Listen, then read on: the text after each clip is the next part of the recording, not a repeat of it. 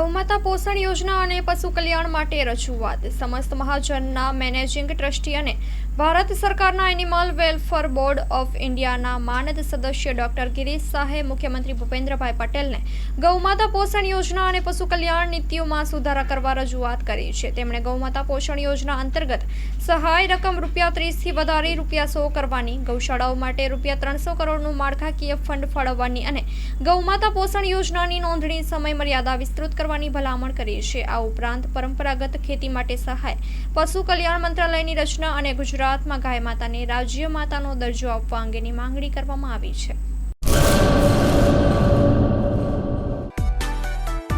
માં motor driving, safe and sure driving. Driving એ શોખ સાથે આપની મોટી જવાબદારી પણ છે. અમારા ઇન્સ્ટ્રક્ટર દ્વારા સચોટ અને સરળ માર્ગદર્શન. આપની રોજની તાલીમની માહિતી મેળવીને શું અધુરાશ છે એના ઉપર પૂરું ફોકસ કરાય છે.